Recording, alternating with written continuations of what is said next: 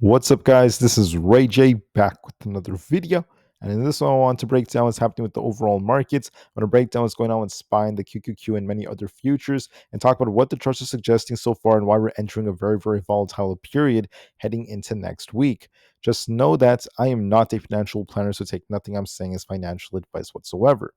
So when we zoom out of the market right now, I just want to show you guys that right now, SPY and the QQQ have quadruple bearish divergences that are developing so far.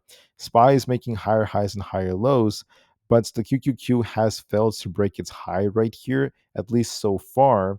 And we're starting to develop a head and shoulders like pattern. We're going to see if this ends up panning out or not.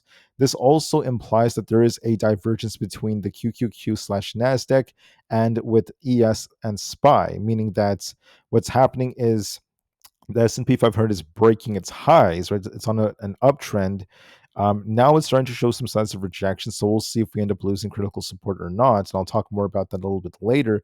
But the QQQ is making a lower high. The QQQ is making a lower high instead of breaking all-time highs, and this could be marking a large divergence to cause a market pivot. So I'm using a very, very cool tool known as Forecaster. Forecaster is a very awesome platform that offers very good insights on seasonality and what happens with our overall market views, sentiment, and such. And it can be very, very cool for understanding what's happening with correlations in the markets and what's going to likely happen in the future. Now, if you guys want, you guys could use my link down below to sign up and save 10% on your membership. But I do recommend using this tool because of the very, very awesome insights of data that can help you understand what's going to likely happen. So, I want to show you guys this because when you look at the QQQ, something very, very important is going on. So, there's currently about a 90.35% correlation with the chart right now and the chart we saw around 5 years ago. What you'll see is during the February period, the market started to dip and dip and dip and dip. This is very similar to what happened 5 years ago. And then we saw this nice rally from May up until the end of August. So this suggests that there could be some kind of downtrend that starts in September. But the question is, will that truly happen or not? Well, it's very interesting because we have a head and shoulders like pattern on the QQQ heading into September. And that would suggest that there could be some downside. There is a strong confluence, at least so far. But I just want to let you guys know that, as far as the market's going, historical data does suggest that if you look at the last like 10 years, for example, we do tend to be more bearish in September. Look at the last like 5 years, for example. Every September, the market sold off for 5 years in a row. And then typically when you're green in August, so when you look at the bars right here, the orange bar is August and the white bar is September. Typically, when you are green in August, we tend to be red in September. At least that happened many, many times over the last 10 years. But we had a green August, red September, red August, red September. Here we had a green August and flat September. And then right here we had a green August, red September, green August, red September. And then both of them were basically red for the last 3 years. So it just goes to show that September tends to be very rocky for the markets. Now, currently, the inflationary data we're getting is not too bad. Much of the numbers have been quite decent, but the market is priced in a very, very high chance of the Fed giving us a cut. That's what's been fueling this rally so far. But the question is there enough steam for this to keep on going? When the market sells off, seasonality affects, and there could be external factors from new tariffs imposed by President Trump or external things that could be affecting us. So we're going to see if we get some kind of new catalyst, and that's what I'm going to be on the lookout for the month of September. So looking at more data, and once again, I'm using Forecaster for this. What you'll see is that we're on an uptrend for now, but things could start to shift if we make a lower high. And then typically what happens is the first week of September, you get some kind of sell off. Then you start to bounce by the second week. Then the last 2 weeks of September heading into October tends to be very bearish before a big uptrend towards the end of the year. And this could be another buying opportunity. On top of this, you could use this tool to look at the days and how bullish and bearish we tend to be. So, for example, the daily averages in August, we tend to be very, very mixed in August, especially with this correlation. But in September, we tend to see a shift. The first week of September tends to see a lot of red. the shorts tend to print really, really well during that time. Then there tends to be some green as we get to the middle of September. Then the last 2 weeks have a lot of reds. You want to be very careful. That's what we see at least thus far. Look at the monthly average return. You guys can see September tends to be a lot more bearish. It's more profitable and more lucrative for shorts. So that's what historical data basically tells us. And then I want to show you guys that even though we're turning right now, we don't officially have a sell rating on our advanced DPO indicator right now. When you get that sell rating, that's typically going to tell you the market's forming a top. We're not officially confirmed yet, but there is a risk of downside looking at this head and shoulders like pattern on the QQQ that has been developing. There's also this big gap to fill at 554. And there's more gaps to fill even lower, but we will talk more about those at least later on. So we're going to be watching this heading into September. Do we get some kind of downturn on the QQQ? Now, our other indicators basically tell us that we're in a more neutral position. So this could once again be indicative that we have to wait and see for more updates. You can also see what politicians are doing, which I think is really, really cool with Forecaster. I think it's going to give us more insights about what's going on. So that's another very, very awesome update. And then when it comes to the S&P 500, what we're seeing so far is that, we've been on a very, very nice uptrend for many, many months, but we have a quadruple bearish divergence on the MACD. The RSI also has a quadruple bearish divergence, and that's why I want to give you guys a warning about this.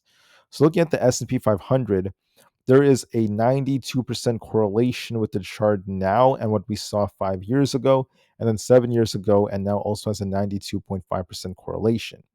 So, what happens is when you look at this is actually a very, very useful tool because it shows us that the market was essentially bearish during this period, at least from February heading into April. Then we remained very bullish from April up until August. And then once we reach September, every time we hit September, we see the first week is bearish. Second week, we see a bounce. Then the third and fourth weeks are bearish. Then in October, we remain a little bit weaker before seeing a nice rally towards the end of the year. So there is a risk of that, and that's what our correlations essentially suggest. The daily averages tend to be very mixed in August, but in September, the same thing is essentially going on. We tend to be very weak that first week of September. Second week tends to be stronger than the ending of September, tends to have more downside. And you could see the weekly averages give us more updates. You guys could actually look at data like how do we look on Mondays or Tuesdays or Wednesdays. You get all this data, which I think is very, very cool. So that's one of the benefits of using Forecaster. We're still neutral right now on the S&P 500. There's no sign of a massive sell rating yet, but we'll see if that happens. That's why I want to be on the lookout. Now, the charts have not lost critical support yet. SPY and the QQQ are still technically on an uptrend. We have not lost major support. We have not seen SPY break this major structure yet. But there is a risk of that happening looking at the current setups and looking at the charts, especially as the QQQ has this head and shoulders. So that's why I want to keep my eyes open for the month of September in case we get some kind of downturn or if there is the catalyst that could be coming out. There's a very, very high probability we get some kind of sell off in September based off our historical data and based off what the data tells us using Forecaster. When you want to look at other tickers like Nvda as well, another benefit of using this tool is that this gives us a lot of insights about how analysts are looking at different companies. Nvidia had their earnings, but there was a lot of concerns about their Chinese sales due to uncertainty. But despite that, we saw the average fair value increase. It used to be at the 190 area. Now it's at 228, which shows us that lots of analysts are still very bullish on Nvidia and still doing very, very well. However, despite the fact that Nvidia is doing well, I want to warn everyone that we're at a very, very high valuation. And typically, when we get towards the third quarter, we tend to see this slow down a bit before turning very bullish towards the end of the year. So there could be some kind of, slowdown in stocks such as Nvidia because the overall market could have a ripple effect on the way in which we move.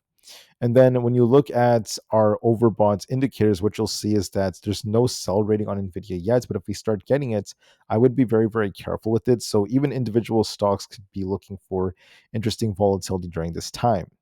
So honestly, guys, the market has not lost critical support. I would like to see SPY essentially lose. If we take out these lows right here, like at 633, we're not that far away from it. That could be a sign that SPY is going to be dipping to fill this gap. And I do think we fill the gap to the 620s if that's the case. On the QQQ, it's the same thing. Basically, there's a large head and shoulders like pattern forming, and this could be indicative of downside if we get some kind of big rejection. And that's why I think that as a day trader, I always want to look at data. Data is very, very important. You need to be looking at what happens with all our different pieces of data because that's going to help you get a lot more insights about what's going to likely happen. Our data suggests there is a risk of downside in the month of September, so we're going to be on the lookout in case we get the catalyst. Of course, I recommend watching the chart in real time just to see if we, get some kind of bounce or not, or if we just continue to collapse. But like I said before, you have to be on the lookout. You have to be very cautious during times like this, especially September, which is known for being more bearish. When we zoom out and look at the weekly time frame, for now, we're holding up, but I do want to note that the weekly is starting to show some weakness on the QQQ. If we start to break structure, this could be dipping a lot more. And then the monthly time frame is also once again forming a wick right over here. So we're going to see if this, sees some kind of pullback. We have not got a red month in a long time for the QQQ, and I would not be surprised if we get like a red month or two before we start to bounce again. Same thing with SPY. We've been very, very bullish on the monthly for quite a while. Are we about to get a temporary turn before we get some kind of bounce? Looking at other tickers such as ES, we're still bullish, at least for now in terms of this trend, but we'll see if we get some kind of pivots. Keep in mind that ES also has a quadruple bearish divergence. And then NQ has a very similar setup as the QQQ. There's also a large head and shoulders like pattern forming. Could that be favoring downside, at least in the future? There's a very, very good chance for that. And then Tesla also has a smaller head and shoulders here. If we lose 337, of course, this could be dipping a lot lower. So you want to be very, very careful with Tesla right here as we have a head and shoulders heading into September. Nvidia as well, it's showing some weakness, but we need to lose essentially the 170 area to start dipping. Keep in mind there are some gaps to fill, so you want to be careful. So what would be my targets in case we do end up turning down? Well, as you guys could tell, there's this gap to fill over here on SPY all the way down to like 621. If we end up losing the 633 area, which is where the support is, that's going to be a break of structure. Then yes, I do think we dip all the way down to at least 620 or below for a temporary move down in September. That is what could be coming. So be very, very mindful of that and be careful. We'll see if we hold support, but there is that downside risk. And on the QQQ, we have the same kind of setup. There is this unfilled gap all the way down at 554. That's also a significant move down, just in case the head and shoulders like pattern ends up panning out. So with that being said, I just want to say that this forecaster tool is very, very cool to be used in addition to our other indicators. When you look at the stock market, you always want to be looking at data, and I think that this is very, very cool for understanding exactly what the risks are heading into the markets, at least moving forward. And I think it's very important to pay attention to all these very, very cool updates. You could also see what's happening with the news and what politicians are doing. So if you're ever interested in that, that is once again your guys' choice. If you want to see what else is actually going on, at least for the markets thus far. So with that being said, if you guys are interested in signing up, please check out my link down below. You guys are going to save 10% on your membership if you guys do sign up using my links. And forecast is very, very awesome for understanding what's going to likely happen in the markets and to understand exactly what data suggests. So if you guys are interested, please check out my links down below. Anyways, I thank you all so much for listening. The market's in a very critical place, and September is historically bearish, so you want to be very, very careful as we have this large head and shoulders like pattern developing on the QQQ. So be careful, guys. Heed my warnings. As a reminder, we like to play the price action in front of us, but at the same time, when you know what the risks are, it's going to really benefit your guys' trading journeys and help you guys understand what you should and should not be doing. Like, for example, I'm not just going to go all in on calls, during a time like this. I'm going to be very, very careful with what ends up happening. So that being said, enjoy your guys' weekends. I'll be back very, very soon with another update. Until then, I wish you all nothing but the best and peace out.